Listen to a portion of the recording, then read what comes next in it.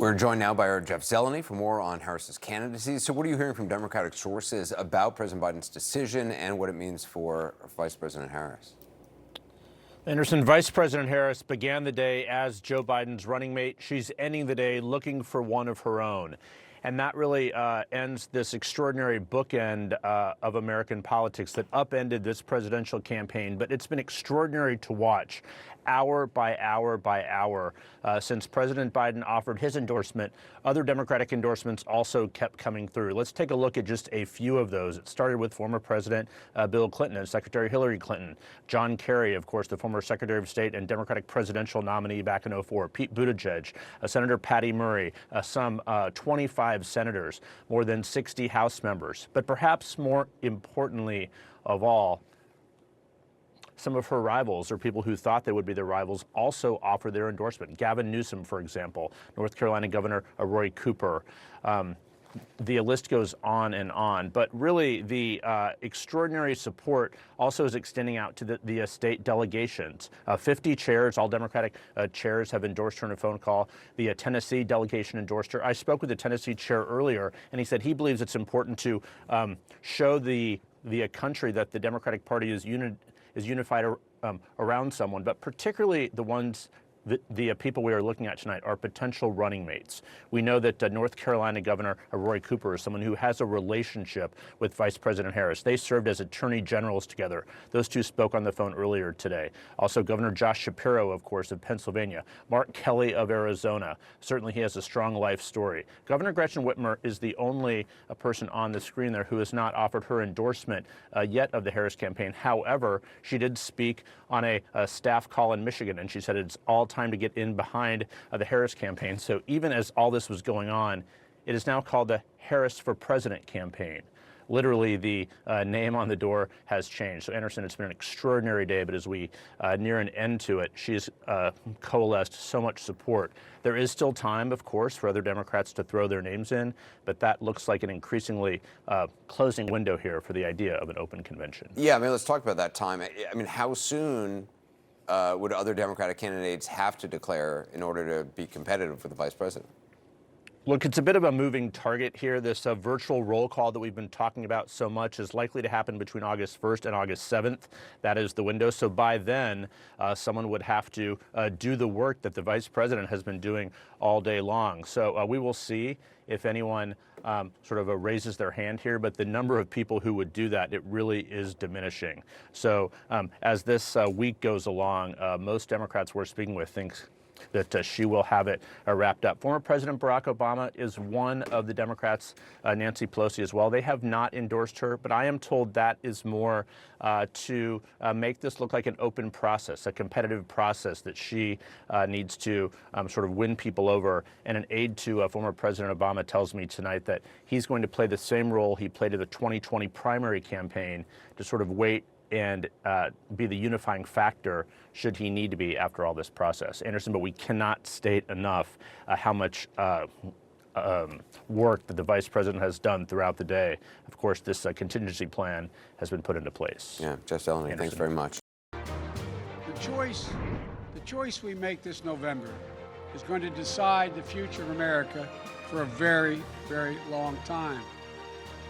And I had a great choice. Great opportunities.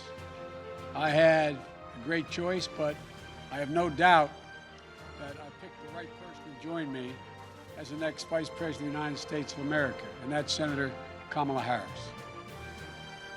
Fast forward 4 years, and now Vice President Kamala Harris will be making that same choice as the likely Democratic nominee. Who might she choose as her running mate? Already, speculation swirling over a list of names that includes swing state governors, popular senators, and administration officials. This graphic is too big. We'll shorten it for you in a second. Just this past week, Harris offered her praise for two of the rumored contenders, Pennsylvania Governor Josh Shapiro, North Carolina Governor Roy Cooper. I'll tell you, it's good to be back here in Pennsylvania with the governor, who's been a great partner to the president and me. It is so good to be back with so many incredible leaders, including my dear friend Roy Cooper. You know, Roy and I served together when I was Attorney General General of California. He was Attorney General of North Carolina. I've known him for almost 2 decades, and he is an extraordinary leader. All right, panel's back. Elliot, there really are 4 names, it's my understanding, on the list right now. Mark Kelly, the senator from Arizona, Andy Beshear in Kentucky, Roy Cooper in North Carolina, who you heard Harris talking about there, and Josh Shapiro of Pennsylvania. I didn't ask my team to produce it because I kind of thought better of it, but there it is. Look at those faces. What do those faces have in common? 4 beautiful white faces, and beautiful, boring white faces. And I think part of the exercise here. Look at those punums. Shayna Punham, you want to squeeze it, but there's something to that, and I think throughout history, vice presidents have very rarely flipped a state for their candidate. Other than, I think, LBJ in 1960, it doesn't really happen. What the VP does is sort of launder some aspect of the president or the nominee's background. It helps the Democrats here and potentially Vice President Harris to have someone that a boring white guy on the ticket that can perhaps attract voters in Pennsylvania, Michigan, whatever else that may be.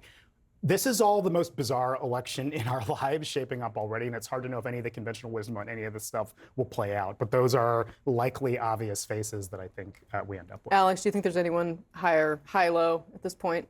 I mean, I think those are the choices, are the main candidates. Kamala Harris has often been a risk-averse politician, but there is definitely a line of thought within some parts of the Democratic Party that, yes, you're completely right. Usually the VP is a balance, but occasionally you double down, right? Like Clinton, Gore, both Southern Democrats, 92. Just recently, Trump, J.D. Vance, you double down.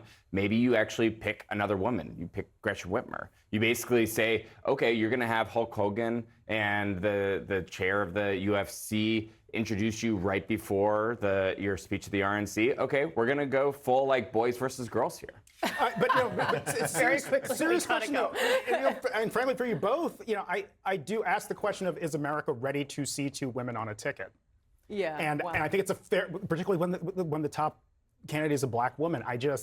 It's a simple reality about the sad America we live in, and I just wonder if deep down when people go to pull that lever, if they're ready to do that. Yeah, I had somebody who used to work for Donald Trump also say that Kamala Harris being a black woman is going to bring out the worst in Donald Trump as well, which would raise the specter of more ugliness there.